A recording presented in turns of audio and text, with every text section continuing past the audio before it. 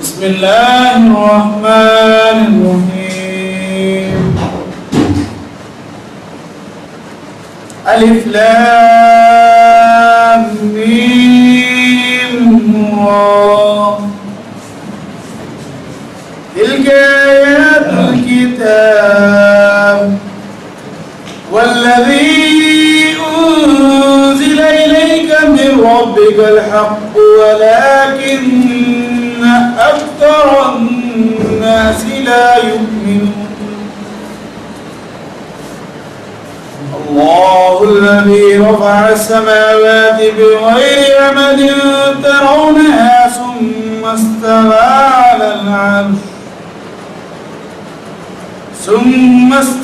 على العرش وسخر الشمس والقمر كل يجري لأجل مسمى يدبر الأمر يفصل الآيات لعلكم بلقاء ربكم توقنون. وهو الذي مد الأرض وجعل فيها رواسي وأنهارا ومن كل الثمرات جعل فيها زوجين اثنين يغشي الليل النهار إن في ذلك لآيات لقوم يتفكرون. الحمد لله رب العالمين والصلاة والسلام على رسول الله أما بعد. اعوذ باللہ من الشیطان الرجیم بسم اللہ الرحمن الرحیم. شروع کرتا ہوں اللہ تعالیٰ کے نام سے جو نہایت رحم فرمانے والا بڑا مہربان ہے. آج سورہ رات کا آغاز ہو رہا ہے. قرآن میں 13 نمبر سورت ہے, 13ویں پارے میں ہے, مدنی سورت ہے اور اس میں 43 آیت ہے, 6 رکوع. الف لام میم را یہ حرف المقطعات ہیں جن کا صحیح علم اللہ رب العزت اور اس کے رسول صلی اللہ علیہ وسلم کو ہی.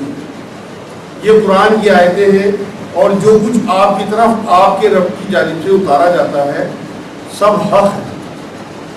اس میں کوئی بھی کسی قسم کی ملاوٹ یا جھوٹ نہیں ہے. لیکن اکثر لوگ ایمان نہیں لاتے. خدا اپنی کمزوری کی وجہ سے, اپنی ہٹ دھرمی کی وجہ سے تمام لوگ ایمان نہیں لاتے, بلکہ کچھ لوگ لاتے ہیں, کچھ لوگ کافر ہی رہتے ہیں. اللہ وہ ہے جس نے آسمان کو بغیر ستونوں کے بلند کر رکھا ہے. مطلب اتنی بڑی چھت آسمان جو آپ کو نظر آتا ہے, کسی قسم کا کوئی سہارا, کوئی سکون اس میں نہیں ہے. تمام تر بلندی ہے ایسی, اتنی بلندی پہ آسمان اور اس میں تمام سیارے, سورج, چاند, ستارے, ان میں کسی قسم کا کوئی سکون نظر نہیں آتا. یہ عجیب و غریب کرشمہ اللہ رب العزت کا. بلند کر رکھا ہے کہ تم اسے دیکھ رہے ہو. پھر وہ عرش پر قرار پکڑے ہوئے ہیں اللہ رب العزت. اسی نے سورج اور چاند کو ماتحتی میں لگا رکھا ہے. مطلب چاند ہو, سورج ہو, سیارے ہو, تمام تر کائنات کی چیزیں اللہ رب العزت کے آرڈر پہ کام کرتی ہیں. ہر ایک میعاد معین پر گشت کر رہا ہے. مطلب تمام تر چیزیں یہ گردش میں ہیں. حالانکہ سائنس نے پہلے یہ کہا کہ سورج جو ہے وہ اپنی جگہ فکس ہے, چاند اس سے چکر لگا رہا ہے, زمین اس سے چکر لگا رہی ہے. مگر اب سائنس اس بات میں متفق ہے کہ تمام تر چیزیں یہ گردش کر رہی ہیں, مسلسل چل رہی ہیں. جو قرآن نے 1400 سال پہلے اس بات کو کہا تھا اور سائنس نے اب ثابت کیا. اور یہ کہا یہاں پہ ہر ایک میعاد معین پر گشت کر رہا ہے. تمام چیزیں گردش میں اور ایک مقرر وقت پہ ختم کر دیا, یعنی قیامت میں تمام نظام ختم ہو جائے گا. وہی کام کی تدبیر کرتا ہے. مطلب اللہ رب العزت کنٹرولر ہے تمام چیزوں کا. وہ اپنے نشانات کھول کھول کر بیان کر رہا ہے کہ تم اپنے رب کی ملاقات کا یقین کر لو, صرف اس وجہ سے کہ تمہیں یقین ہو کہ اللہ ہے اور حساب کتاب. اسی نے زمین پھیلا کر بچھا دی ہے اور اس میں پہاڑ اور نہریں پیدا کر دی. خصوص دی گئی زمین کی اور لوگوں کی ضروریات کے لیے اللہ نے پہاڑ بھی کیلوں کی طرح گاڑ دی زمین میں, اور نہریں جس سے کہ لوگوں کی زندگی آسان ہو. اور اس میں ہر قسم کے پھلوں کے جوڑے دورے پیدا کر دیے. مطلب ہر پھل کے اس طرح سے جوڑے پیدا کیے کہ وہی پھل میٹھا بھی ہوتا ہے اور اسی میں اگر کوئی دوسرا پھل اگر آپ کبھی چکھ لو تو کڑوا بھی ہوتا ہے. مطلب میٹھا کڑوا ہو، ذائقے دار بد ذائقہ ہو، ہر چیز کا جوڑا ہے اللہ نے جو پیدا کیا. وہ رات کو دن سے چھپا دیتا ہے. یقیناً غور و فکر کرنے والوں کے لیے اس میں بہت سی نشانیاں ہیں. اللہ رب العزت کی کائنات میں اس کی قدرت میں غور و فکر کرنے سے لوگوں کی عقل شارپ ہوتی ہے اور بہت ساری چیزیں لوگوں کو نئی نئی سمجھ آتی ہیں. وفي الأرض قطع متجاورات وجنات من أعناب وزرع ونخيل سنوان وغير سنوان يسقى بماء واحد ونفضل بعضها على بعض في الأكل إن في ذلك لآيات لقوم يعقلون وإن تعجب فعجب قولهم أئذا كنا ترابا أئنا لفي خلق جديد أولئك الذين كفروا بربهم وأولئك الأغلال في أعناقهم وأولئك أصحاب النار هم فيها خالدون ويستعجلونك بالسيئة قبل الحسنة وقد خلت من قبلهم المثلات وإن ربك لذو مغفرة للناس على ظلمهم وإن ربك لشديد العقاب ويقول الذين كفروا لولا أنزل عليه آية من ربه إنما أنت منذر ولكل قوم هاد. آگے ارشاد ہوا رب تعالیٰ نے فرمایا اور زمین میں مختلف ٹکڑے ایک دوسرے سے لگتے لگاتے ہیں. زمین کے ٹکڑے، ایک زمین جو بہت زرخیز ہو اور اس کے بالکل برابر کا ٹکڑا بالکل اجڑ ہو جہاں کوئی کسی قسم کی فصل نہ ہو، یہ اللہ رب العزت کی نشانی ہے.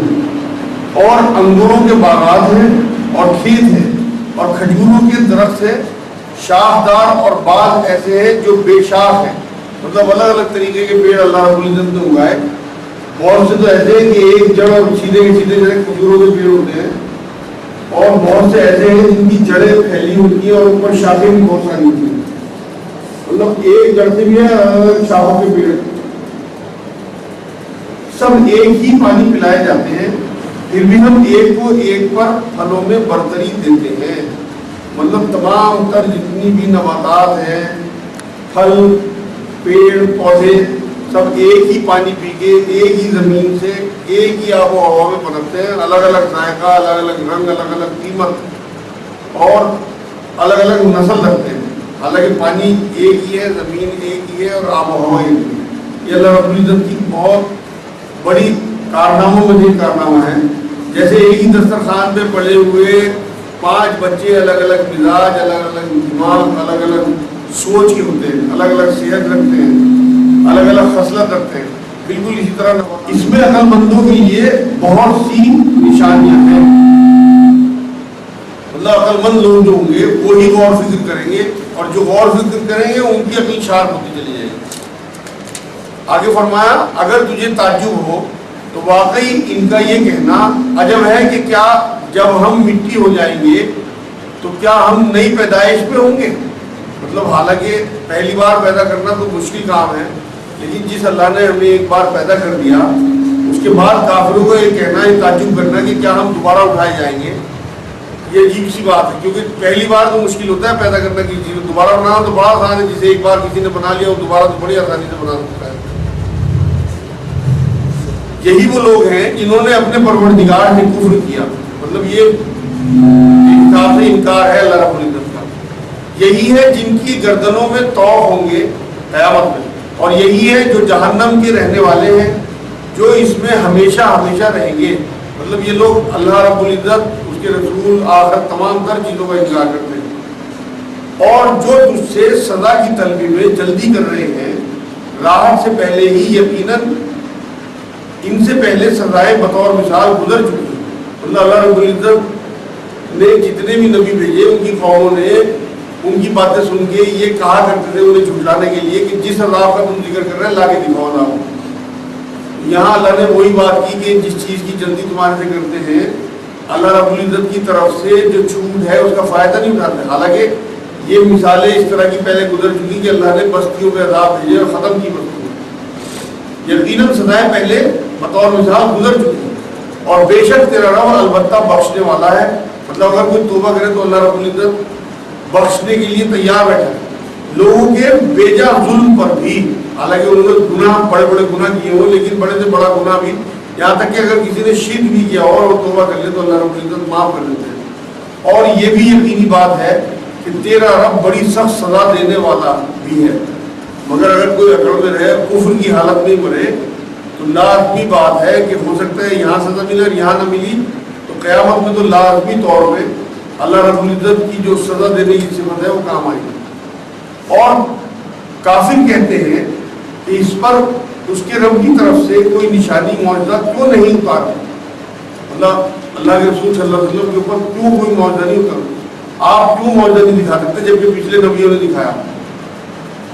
بات یہ ہے کہ آپ تو صرف آگاہ کرنے والے ہیں، یہ اللہ نے نبی کریم صلی اللہ علیہ وسلم کو کہا کہ آپ صرف بات پہنچانے والے ہیں اور ہر قوم کے لیے ہادی ہے، مطلب تمام تر جتنی بھی قومیں ہم نے پیدا کی ہیں ان میں سب میں رسول بھیجے ہیں، ہدایت کرنے والے بھیجے ہیں۔ اب لوگوں نے مانا یا نہیں مانا وہ ان کی اپنی ہٹ دھرمی اور ان کے قلب کی سلیم فطرت ہونا ہے کہ جن کے قلب سلیم فطرت ہے انہوں نے مان لیا، جن کے اندر ہٹ دھرمی تھی، ضد اور اکڑ تھی، وہ کفر پہ لڑے۔ الله يعلم ما تحمل كل أنثى وما تغيض الأرحام وما تزداد وكل شيء عنده بمقدار عالم الغيب والشهادة الكبير المتعال سواء منكم من أسر القول ومن جهر به ومن هو مستخف بالليل وسارب بالنهار له معقبات من بين يديه ومن خلفه يحفظونه من أمر الله إن الله لا يغير ما بقوم حتى يغيروا ما بأنفسهم وإذا أراد الله بقوم سوءا فلا مرد له وما لهم من دونه من وال هو الذي يريكم البرق خوفا وطمعا وينشئ السحاب الثقال ويسبح الرعد بحمده والملائكة من خيفته ويرسل الصواعق فيصيب بها من يشاء وهم يجادلون في الله وهو شديد المحال۔ اللہ رب العزت نے کہ مادہ اپنے شکم میں جو کچھ رکھتی ہے اسے اللہ بخوبی جانتا ہے اور پیٹ کا گھٹنا بڑھنا بھی، ہر چیز اس کے پاس اندازے سے ہے۔ شکم مطلب رحم میں مادہ، جو کوئی بھی مادہ ہو اپنے پیٹ میں جو رکھتی ہے، نر یا مادہ یا اچھا یا برا، نیک یا بد، اللہ رب العزت کو سب پتہ ہے۔ اور آگے فرمایا اور پیٹ کا گھٹنا بڑھنا بھی، مطلب جب بچہ پیٹ میں بڑھتا ہے تو پیٹ بڑھتا جاتا ہے اور ولادت کے بعد پیٹ سکڑ جاتا ہے، یہ سارا موومنٹ بھی اللہ کے علم میں ہے۔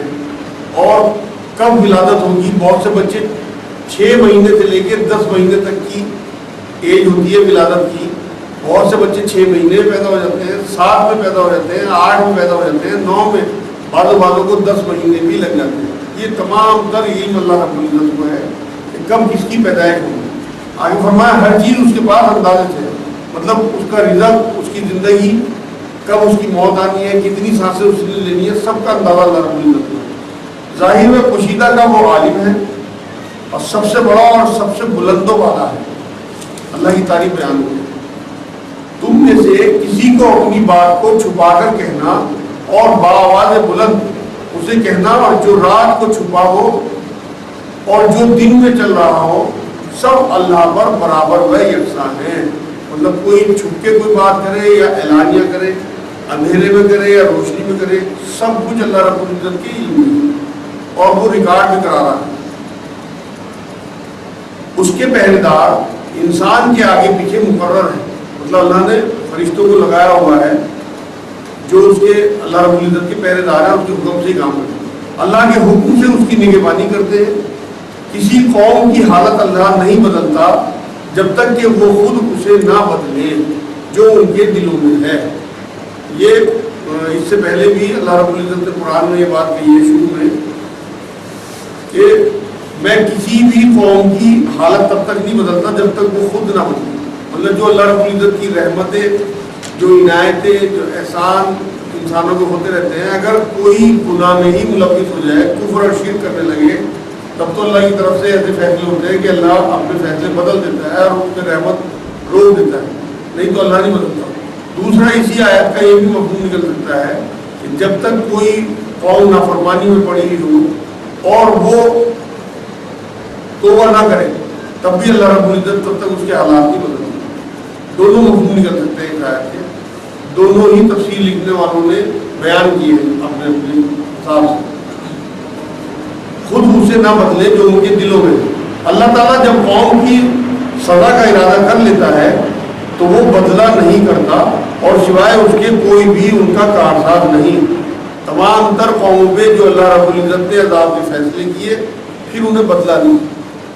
صرف یونس علیہ السلام کی قوم پہ ان کے اس طرح سے گر گرانے اور توبہ کرنے پہ عذاب کا فیصلہ بدلا گیا. ایک ہی مثال ہے بس. باقی تمام تر قوموں پہ ایک بار فیصلہ ہو گیا تو ان کا عذاب آیا ضرور.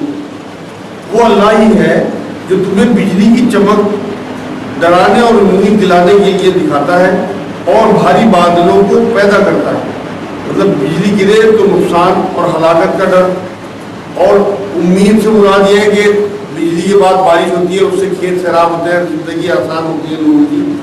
یہاں وہ مثال دی گئی. اور بھاری بادلوں کو پیدا کرتا ہے مطلب جس سے کہ بارش ان بادلوں سے اور فصل وغیرہ میں فائدے کی خوشخبری آتی ہے. گرج اس کی تصویر اور تعریف بیان کرتی ہے اور فرشتے بھی. اس سے پہلے بھی قرآن میں اللہ رب العزت نے فرمایا ہے کہ تمام تر چیزیں اللہ کی تصویر بیان کرتی ہیں. تو یہاں گرج کے لیے کہا، فرشتوں کے لیے کہا کہ وہ اللہ کی تعریف بیان کرتے ہیں، تصویر بیان کرتے ہیں. وہی آسمانوں سے بجلی گراتا ہے اور جس پر چاہتا ہے اس پر ڈالتا ہے. مطلب جسے کسی کو اگر ہلاک کرنا چاہے بجلی کے ذریعے تو اسے مار دیتا ہے بجلی کے ذریعے. کفار اللہ کی بابت لڑ جھگڑ رہے ہیں اور اللہ سخت قوت والا ہے. اس کو پکارنا حق ہے. جو لوگ اوروں کو اس کے سوا پکارتے ہیں وہ ان کی پکار کا کچھ بھی جواب نہیں دیتے مگر جیسے کوئی شخص اپنے دونوں ہاتھ پانی کی طرف پھیلائے ہوئے ہوں کہ اس کے منہ میں پڑ جائے، حالانکہ وہ پانی اس کے منہ میں پہنچنے والا نہیں. ان منکروں کی جتنی پکار ہے سب گمراہی میں ہے. یہاں یہ کہا گیا ہے کہ صرف اور صرف اللہ رب العزت کو ہی پکارنا ہے. جو لوگ اللہ کے علاوہ اوروں کو پکارتے ہیں ان کی مثال اس طرح بیان کی گئی کہ جیسے آدمی پانی کی طرف ہاتھ بڑھائے اور یہ توقع کرے کہ پانی خود اس کے ہاتھ میں آ کے اس کے منہ میں آ جائے گا اور وہ پی لے. بالکل ایسے بے جان معاملہ جیسے پانی اپنی کوئی حرکت نہیں کر سکتا، ہاتھ سے پانی منہ تک پہنچانا پڑے گا تب پیاس بجھے گی. بالکل یہاں انہی معبودوں کی مثال اس طرح بیان کی ہے کہ ان بے جان معبودوں کے سامنے اپنے معاملے رکھنا بالکل ایسا ہی ہے کہ جیسے آپ پانی ہاتھ پانی کی طرف بڑھائے اور پانی منہ میں نہیں جا سکتا، اسی طرح سے یہ معبود آپ کی کوئی مدد نہیں کر سکتے، نہ آپ کی کوئی پکار سن سکتے ہیں. یہ بے جان ہے. له دعوة الحق والذين يدعون من دونه لا يستجيبون لهم بشيء إلا كباسط كفيه إلى الماء ليبلغ فاه وما هو ببالغه وما دعاء الكافرين إلا في ضلال. ولله يسجد من في السماوات والأرض طوعا وكرها وظلالهم بالغدو والآصال. قل من رب السماوات والأرض قل الله قل أفاتخذتم من دونه أولياء لا لا يملكون لأنفسهم نفعا ولا ضرا قل هل يستوي الأعمى والبصير أم هل تستوي الظلمات والنور أم جعلوا لله شركاء خلقوا كخلقه فتشابه الخلق عليهم قل الله خالق كل شيء وهو الواحد القهار. آگے فرمایا اللہ ہی کے لیے زمین اور آسمانوں کی سب مخلوق خوشی اور ناخوشی سے سجدہ کرتی ہے اور ان کے سائے بھی صبح و شام سجدہ کرتے ہیں. آپ پوچھئے کہ آسمانوں اور زمین کا پروردگار کون ہے؟ کہہ دیجئے اللہ. یہاں اللہ نے نبی کریم صلی اللہ علیہ وسلم کو حکم دیا کہ آپ ان کفار سے پوچھئے کہ تمام آسمانوں اور زمینوں کا پروردگار کون ہے. یہ تو معلوم تھا کہ انکاری ہے، جواب تو دیں گے نہیں، کیونکہ اگر رب مان لیا تو بات ہی ختم ہو جائے گی. تو آپ صلی اللہ علیہ وسلم کو ہی اللہ نے حکم دیا کہ آپ ہی جواب دیجیے کہ اللہ. کہہ دیجیے کیا تم پھر بھی اس کے سوا اوروں کو حمایتی بنا رہے ہو جو خود اپنی جان کے بھی بھلے برے کا اختیار نہیں رکھتے؟ مطلب ایسے بے اختیار اور محتاجوں کو پکارنے سے کیا فائدہ جو خود اپنی مکھی تک نہیں اڑا سکتے. ایسے چاہے لکڑی کے بت ہوں، مٹی کے بت ہوں یا قبریں ہوں، ان چیزوں کو پکارنے کا اور ان چیزوں سے مانگنے کا کوئی فائدہ نہیں. کہہ دیجئے کہ کیا اندھا اور بینا برابر ہو سکتے ہیں؟ یا کیا اندھیریاں اور روشنی برابر ہو سکتی ہیں؟ کیا جنہیں یہ اللہ کے شریک ٹھہرا رہے ہیں انہوں نے بھی اللہ کی طرح مخلوق پیدا کی ہے کہ ان کی نظر میں پیدائش متشابہ ہو گئی ہو؟ کہہ دیجئے کہ صرف اللہ ہی تمام چیزوں کا خالق ہے، وہ اکیلا ہے اور زبردست غالب ہے.